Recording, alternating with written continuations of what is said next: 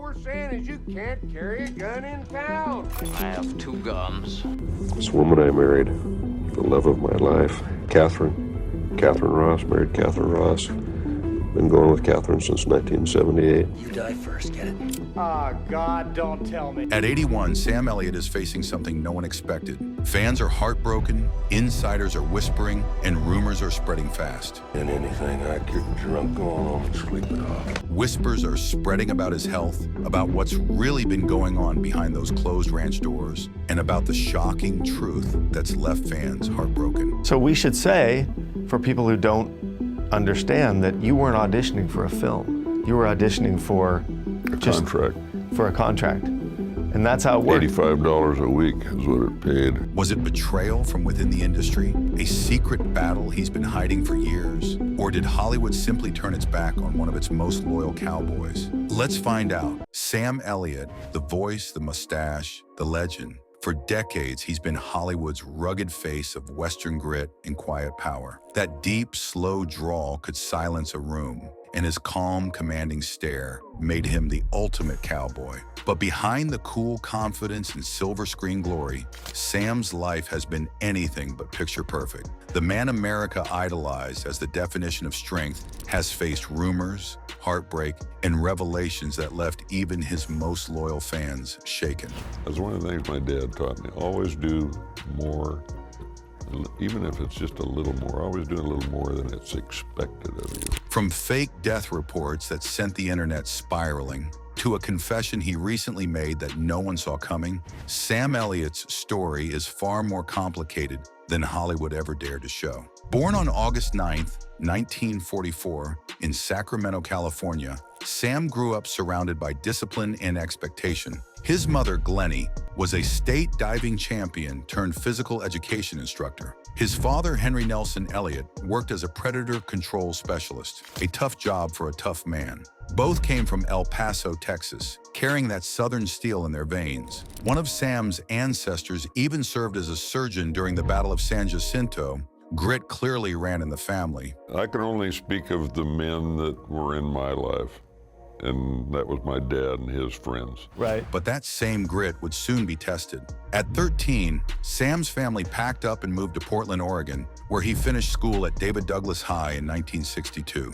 He tried the college route, first studying English and psychology at the University of Oregon, but dropped out after 2 terms. He wasn't chasing a degree. He was chasing something bigger, something no one, especially not his father, believed in. It was at Clark College in Vancouver, Washington, where fate came knocking. Cast as Big Jewel in Guys and Dolls, his natural charisma stole the spotlight. A local paper boldly wrote that he should be a professional actor, and that single headline lit the fire. Those are the men that I grew up going fishing and, spending time with. But tragedy struck before he could even chase the dream. Sam's father died suddenly of a heart attack when Sam was just 18. And what hurt most wasn't just the loss. It was what his father thought of him before he went. Years later, Sam confessed, "My dad died thinking I was a total idiot for wanting to be an actor." Those words cut deep, but instead of breaking him, they forged him. "That motivated me," he said.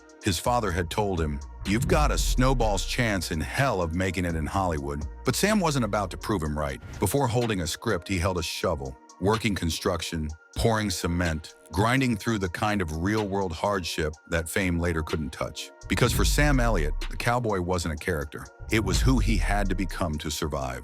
And they were all pretty hardcore. They were gentlemen. I mean, they weren't assholes. They were nice men.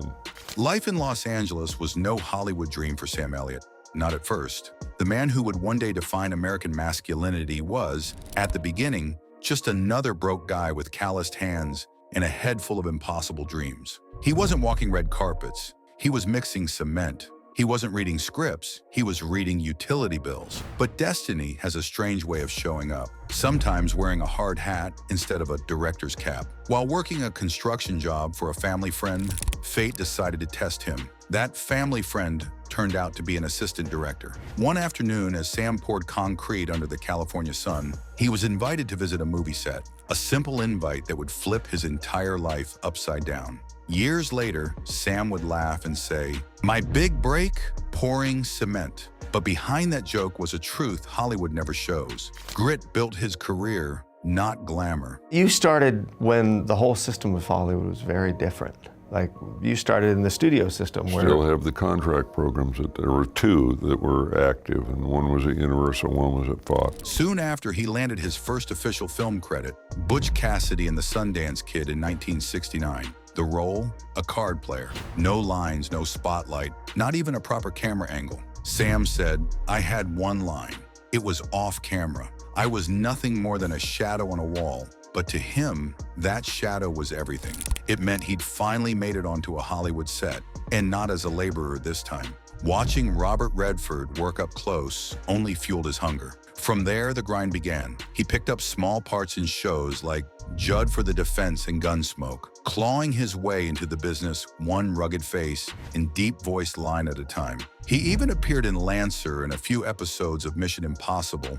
Not headline roles, but crucial steps towards something bigger. Then came 1972, the year Sam's image would start turning into legend. A beer commercial, of all things, changed it all. Cast as the mysterious cowboy walker in Falstaff beer ads, Sam didn't just sell the product, he sold an idea. That deep, gravelly voice, that slow, steady swagger, that mustache that looked like it had survived 10 wars. He wasn't acting anymore. He was becoming Sam Elliott. When I signed my contract to Fox, That was enough for sure, you. man, I was a professional actor. As soon as I started getting paid, Hollywood didn't hand him fame on a silver platter. It handed him a shovel, a script, and a chance. And Sam took all three and built himself into an icon.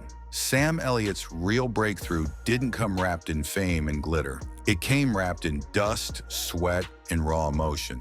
It was 1975, and after years of rejection and background roles, Hollywood finally gave him a shot that mattered. In the TV film I Will Fight No More Forever, Sam starred as Charles Wood in a powerful story about Chief Joseph and the Nez Perce tribe. This wasn't just another cowboy flick. This was real drama. Grit, conscience, heartbreak. For the first time, people saw that Sam Elliott wasn't just a deep voice and a mustache. He was an actor, a damn good one. This was America, before the white man. Then came Lifeguard in 1976, the film that made women swoon and critics scratch their heads. Sam played Rick Carlson, a California lifeguard facing an identity crisis. It was a quiet, personal story, and while Variety called the movie unsatisfying, they couldn't ignore Sam. They said he had beefcake value, but also hinted that there was something deeper behind those calm eyes. Translation? Hollywood didn't quite know what to do with him yet. He was too authentic for their cookie-cutter system. But Sam didn't care. He wasn't in it for fake praise or glamour. He was there to work. And sometimes that meant working on projects that didn't exactly age well. Like in 1974, when he was cast in a TV pilot about a motorcycle competition between a man and a woman. The idea was wild, the execution worse, and CBS never picked it up. When someone later told Sam the pilot had resurfaced on YouTube, his response was brutally honest, "F me." Then he laughed, because that's Sam. No ego, no denial, just pure, grounded honesty. Right. and when I worked a little bit, most kids under the contract didn't work. Tom Selleck and I worked more than the others. Tom and I both started there at the same exact time. Even when the roles weren't perfect, the man behind them was. That voice, that stare, that quiet power. Audiences couldn't get enough. They believed every word he said, even when the script didn't deserve him. By the late 70s and early 80s, Sam Elliott had quietly turned himself into one of Hollywood's most reliable character actors. In the 1977 miniseries Aspen, he proved he could carry complex drama. Then came in Texas, 1981, alongside Farrah Fawcett and the woman who'd soon become his real-life partner, Catherine Ross. Their chemistry was instant, electric, and off-screen. It turned into something lasting. Dr. John Hill. Enter.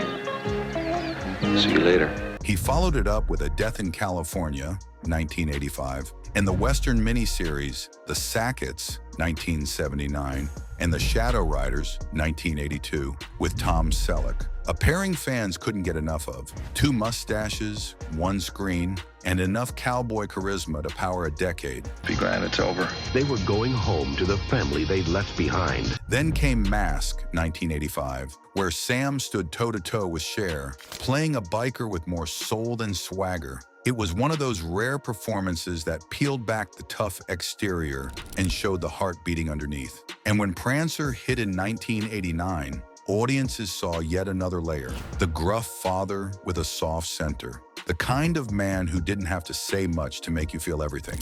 By the mid-1990s, Sam wasn't just an actor, he was a symbol. In Buffalo Girls, 1995, playing Wild Bill Hickok, he wasn't pretending to be an old-school legend. He was one, the cowboy, the moral compass, the last of a dying breed. By 1986, Sam Elliott wasn't just another familiar face on TV. He was becoming the embodiment of the American spirit. That year, he stepped into the boots of a real-life legend in Gone to Texas, playing Sam Houston, a man of war, wisdom, and unshakable conviction. Elliott didn't just act the part. He became Houston, capturing both the politician's intellect and the frontiersman's fire. The film followed Houston's journey from governor to his time with the Cherokee Nation, and finally his fight for Texas's independence. It was the perfect role for Sam, a rugged fighter with a brain behind the brawn. Then came Roadhouse in 1989, and Hollywood finally saw the full force of Sam Elliott's cool. Playing Wade Garrett, the older, grizzled mentor to Patrick Swayze's Dalton, Sam turned what could have been a simple, tough guy role into something deeper. Wade was brutal when he had to be, but underneath that barroom bravado was loyalty, pain, and heart. He wasn't just a supporting character. He was the soul of the movie. Even now, Roadhouse fans will tell you, without Sam Elliott, that film would have fallen flat. In 1991, life and art collided when Sam and his wife, Catherine Ross, co-starred in Con Air, based on a Louis L'Amour novel. It was rare to see them share the screen, and when they did, it was electric. Their chemistry wasn't the work of good acting. It was the reflection of decades of trust, love, and mutual respect. Fans didn't just watch the movie, they felt it. You married the girl of all our dreams from The Graduate, Yeah. that movie, yeah. You got something going for you. I mean, here I am sitting here buttoned up like an accountant.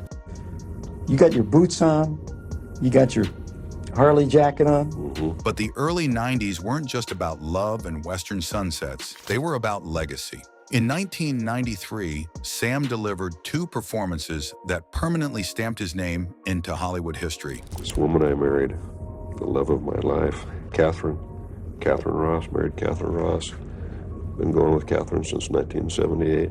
First in Gettysburg, he played Brigadier General John Buford, the calm, battle-hardened leader who set the stage for one of America's bloodiest conflicts. His performance was hauntingly real. No grandstanding, no theatrics, just quiet strength under chaos. That same year, he strapped on a gun belt again as Virgil Earp in Tombstone. Among powerhouses like Kurt Russell and Val Kilmer, Sam's presence stood out. He didn't need flashy lines. Just one look, one sentence, and the entire tone of the scene shifted. When Tombstone first began shooting, Sam Elliott was thrilled to step into the role of Virgil Earp. He believed in the story, trusted the cast, and admired the vision of director Kevin Yarr. From the start, Yarr had his fingerprints on everything. Shaping lines, handpicking the cast, even deciding how every mustache and spur should look. Elliott respected that control, but almost immediately he noticed something was wrong. By day 3, it was clear. Yarr was struggling. The shots weren't clicking. Instead of delivering the gritty energy the story demanded, Yarr leaned into old-fashioned wide shots. Pretty,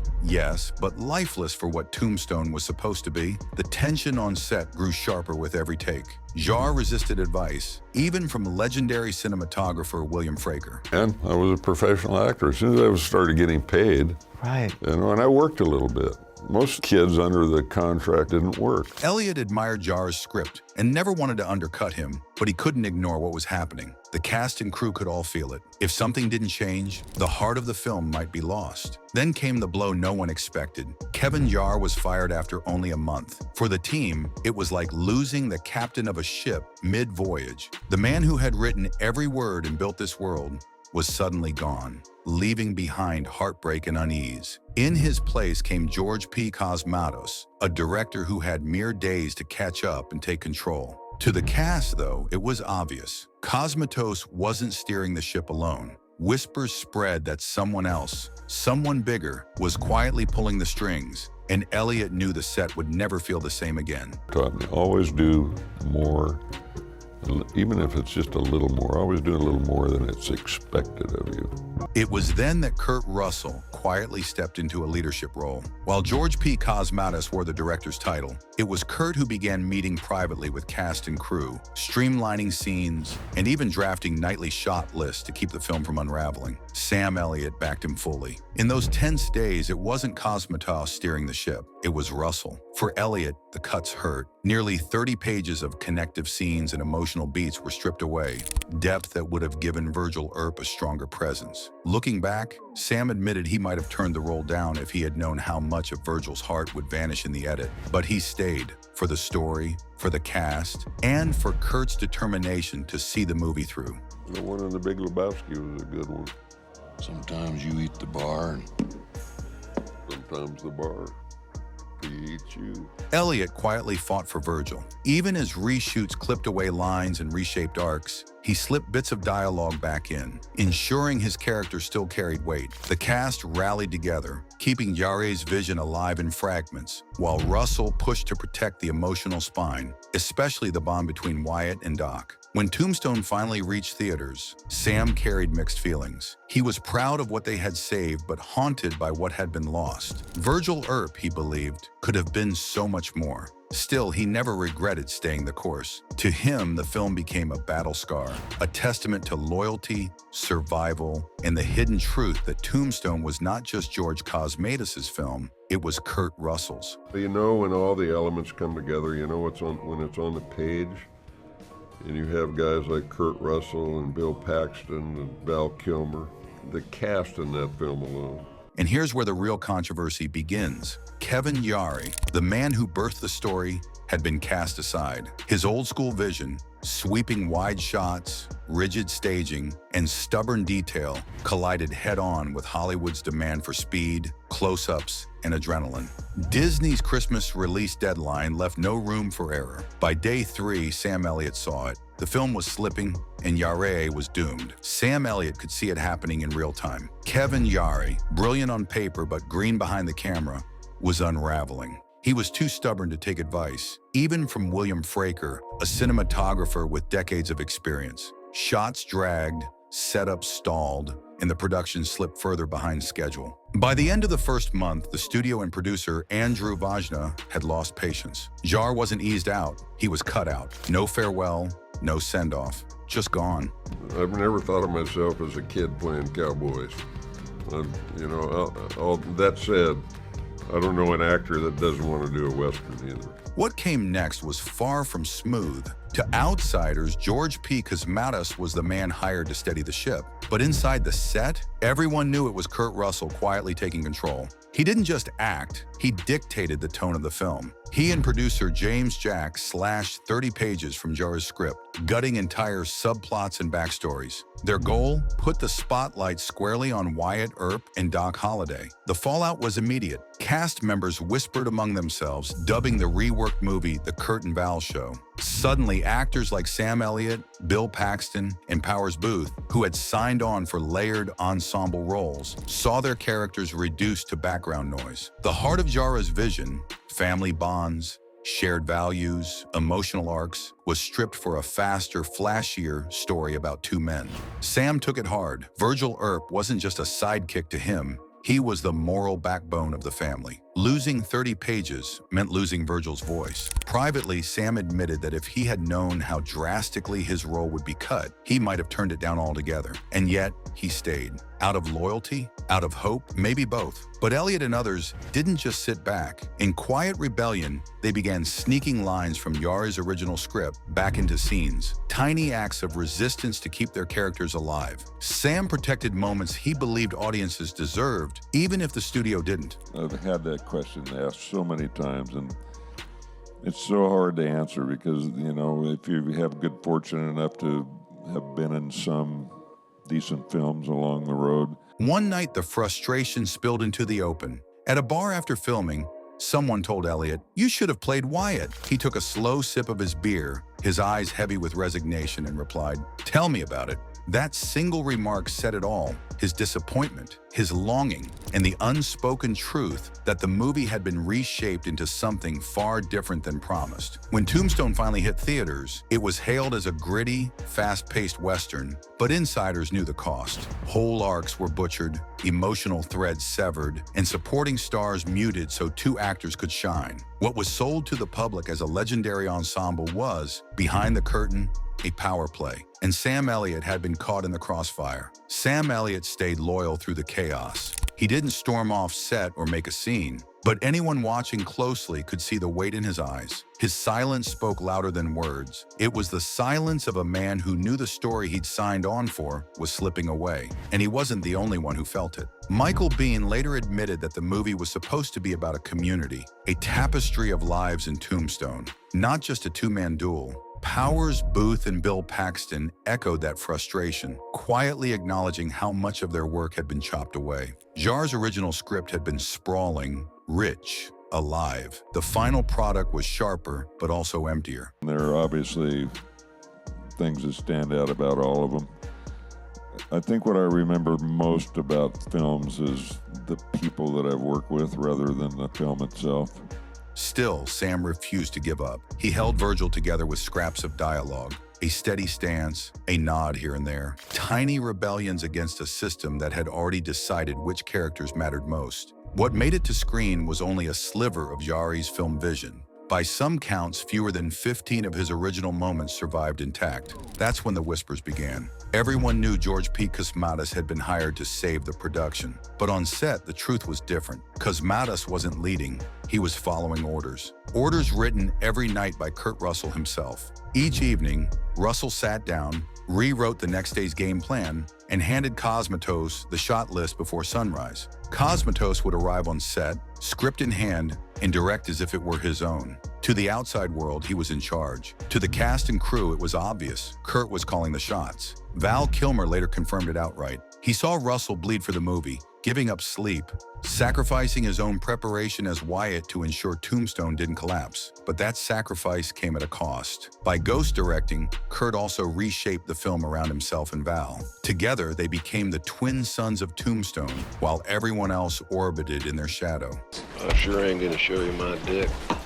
You too, donkey dick. To some, Kurt's takeover was heroic. He saved a sinking ship. To others, it was a quiet coup, a cover-up even. Kevin Jarre had created the world. George Cosmatos wore the title, but Kurt Russell was the one steering the film. And Hollywood has never been comfortable admitting just how much of Tombstone was really his. Val Kilmer's commitment was absolute. He even crashed on Kurt Russell's couch just so they could spend every spare moment plotting how to salvage the film. The result? Doc Holliday ended up with some of the sharpest, most unforgettable lines of the movie. But here's the kicker. Kilmer never complained about the imbalance. He laughed with Kurt, worked with him, and together they reshaped the emotional core of Tombstone. Michael Biehn, however, didn't see it the same way. Playing Johnny Ringo, he later admitted that while Kurt didn't direct him outright, it was impossible to deny who was really running the show. Everyone knew Kurt saved the film, Biehn confessed, but he also hinted at the truth no one wanted to say too loud.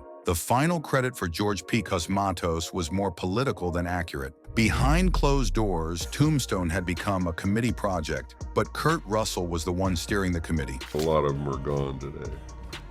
But that cast and that script, it just doesn't get any better than that. Even online, the legend has only grown. Fans on Reddit dissect the whispers of Kurt's secret notes, the late-night shot lists, and his uncredited control over production. What was sold to the public as Cosmatos' vision was, in reality, Russell's fingerprints on every frame. The studio wanted a savior they could credit. Kurt wanted the movie saved, period. And in the end, he got his way, even if it meant stepping into the shadows to avoid scandal. In the Hollywood retelling of Tombstone, most people walk away remembering Val Kilmer's flamboyant Doc Holliday or Kurt Russell's hard-charging Wyatt Earp. But buried in the dust and gun smoke is Sam Elliott's Virgil Earp, a character often sidelined despite being the true backbone of the story. And here's the controversial part. If you strip away the flashy lines and the stage bravado, it's Virgil, not Wyatt or Doc, who emerges as the real moral center of the film. The tragedy is that Elliott's contribution has been consistently overshadowed, both in pop culture memory and even within the production itself. While Wyatt is painted as the reluctant hero and Doc is the tortured outlaw genius, Virgil is reduced to a background player. Hollywood, as it so often does, chose charisma over conscience. But Elliott himself didn't see Virgil that way. He deliberately built him as a man of steadiness and responsibility, not a gunslinger looking for glory. Unlike Wyatt, who often seems dragged along by ego, Virgil embraces law and order because he knows chaos destroys communities. You die first, get it? Your friends might get me in a rut. One moment proves this more than any shootout. Before bullets fly, Virgil snatches a child out of harm's way. It's a blink and you miss it beat, but it cuts to the heart of his character. This isn't about proving he's the fastest draw. It's about protecting the powerless. And yet, how many retrospectives even mention it? Instead, we get endless montages of Doc coughing blood and Wyatt yelling, "You tell him I'm coming," because those play better in trailers. Here's where the controversy sharpens. Tombstone may have gotten its cultural memory wrong. The film lionizes Wyatt, but Elliott's Virgil is the one who actually embodies the nobility Hollywood pretends to celebrate. Virgil chastises his brothers for chasing conflict, warning that when fear rules the streets, the town loses its soul. That's not just a throwaway line. It's the entire philosophy the movie claims to stand on. But instead of honoring this, the spotlight goes to the swaggering anti-heroes. And that raises an uncomfortable question. Did Hollywood bury Virgil's importance because his quiet strength didn't fit the myth? Did audiences ignore Elliott's layered performance because it lacked the fireworks of Kilmer's flamboyance? The answer may sting, but it forces us to admit something about our obsession with cinematic heroes. We prefer spectacle over substance. Spicer leans forward and he says, "Well, can't have it." Watch Elliott closely. His body language is weary but unbreakable. His voice is deliberate, not desperate. He doesn't dramatize, he commands. He brings gravity to a film otherwise teetering on the edge of melodrama. Scholars now recognize this as the grounding influence that prevented Tombstone from collapsing under its own camp. But back in 1993, most audiences didn't see it or didn't want to. And maybe that's the real controversy. Tombstone isn't really about Wyatt Earp's destiny or Doc Holliday's legend. It's about Virgil Earp's burden, carried by an actor Hollywood has too often undervalued. Sam Elliott didn't just play the quiet brother, he held up the entire film. The fact that it took decades for people to notice might say more about us than it does about him. One critic once wrote that Sam Elliott's weathered face and commanding presence embodied the moral weight of frontier justice. And yet, despite those words, Hollywood still treated him like background noise. Why? Because Elliott didn't play the kind of hero studios wanted to sell. He didn't roar, he didn't posture, he stood silent. But that silence was the glue holding Tombstone together, the heartbeat under all the gunfire. As Brett said earlier, that's the world we live in. You know, we're not curing anything, but hopefully some people's ills once in a while. The problem is, most people missed it. Ask the average fan, and they'll gush about Doc Holliday's one-liners, Wyatt's furious speeches, or the OK Corral showdown. They'll say Tombstone is about loyalty, revenge, and the thrill of brotherhood under fire. But when the dust settles, what lingers isn't Kilmer's coughing or Russell's scowl, it's Elliott's quiet sorrow. His Virgil isn't chasing glory, he's carrying responsibility. He reminds us that true bravery isn't in shooting fastest, but in stepping up when no one else will. Here's the controversial twist. Elliott didn't even want to come back to Hollywood at the time. He had drifted into semi-retirement, tired of how the industry sidelined men like him. Actors with grit, not glamour. But Virgil called to him. He said himself that the role reflected his own values, his own sense of duty. So why did the studios bury that performance under flashy marketing for Wyatt and Doc? Because Hollywood knows what sells, and a tired, burdened lawman doesn't fit the action figure mold. If you look closely, Virgil is the film's moral compass. He sees the broken streets, the lawlessness, and acts not out of anger, but out of obligation. That's what elevates Tombstone beyond a popcorn western. But here's the irony. The very thing that made the film timeless, the layer of justice, restraint, and sorrow, wasn't what Hollywood pushed. They sold the spectacle. They let Elliott's contribution get lost in the noise. And decades later, audiences are still waking up to the fact that Tombstone's soul belonged to him all along. Give them a chuckle, give them a laugh, and let them shed a tear maybe, and give them their money's worth, you know. So when someone tells you Tombstone was just about action, you can call that what it is. A myth carefully packaged for mass appeal. The truth runs deeper. Elliott's Virgil was the moral anchor. Without him, the story collapses. And once you see that, you can't unsee it. But here's where things get really interesting. Because behind the cameras, the battles weren't just happening on screen. There were clashes over control, over credit, and over who really shaped Tombstone into the classic we remember. And those fights, they reveal why Hollywood's version of the story doesn't match what actually happened. By now, Sam Elliott wasn't just in Westerns. He was the Western. Then came The Big Lebowski in 1998. Ironically, he barely appeared in the film, but his role as the stranger, the mysterious cowboy narrator, became iconic. That deep, soulful voice guided the film like a ghostly conscience. Few actors can dominate a movie with 5 minutes of screen time. Sam did it without breaking a sweat. Man. Howdy do, dude.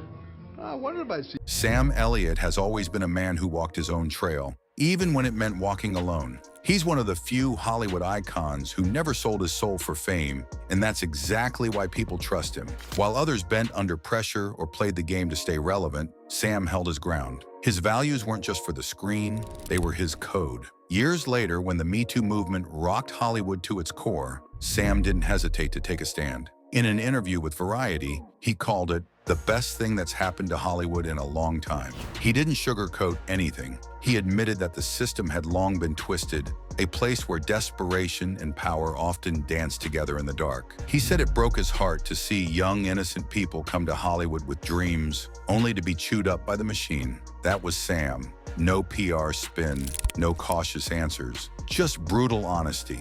Again, it gets back to that commitment thing that I was talking to you before. You know, I think an actor's job is just to find the way. And it doesn't mean that his way is the way. In a world of red carpets and fake smiles, that kind of truth costs you. But Sam never cared about the cost. While the industry changed, faster, louder, and more obsessed with clicks than craft, Sam quietly refused to play along. He didn't chase algorithms, didn't join the influencer circus, and didn't let technology dictate his worth. His rebellion was simple. He stayed human. We're all there to serve the director. At least that's what I've always been. You know, that's always been my kind of mantra. You know, we're all, you know, the director is the captain of the ship. In an era where every celebrity is shouting for attention online, Sam Elliott is a ghost. No Twitter, no Instagram, not even an email address. When asked why, he didn't give a cryptic Hollywood answer. He gave a warning. In an interview with AARP, he said, "Everywhere you look, people are looking at their hands. In restaurants, it's like you're sitting in a patch of jack-o'-lanterns because everyone's face is lit up by their phone. Nobody's relating to each other anymore." And the irony? Staying off social media made him even more iconic. People still recognize him instantly. Not by his face, but by that unmistakable, gravel-deep voice. The voice that sounds like it's lived 100 lives, fought a few wars, and told 1,000 truths Hollywood didn't want to hear. Back in 1969, Sam Elliott was just a background extra, unnoticed except for one moment that changed everything. On that set, he saw her, Catherine Ross, already a Hollywood star from The Graduate. Nearly a decade later, fate brought them together again in The Legacy, 1978. This time they connected, and despite life's complications, love won. Catherine's previous marriage ended, and in 1984, she and Sam tied the knot. For Sam Elliott, it was never about fame or money. It was about the craft, the work, and doing it for the right reasons. After more than 5 decades, he hasn't just built a career, he's built a legacy. That's it for today. Until next time, goodbye.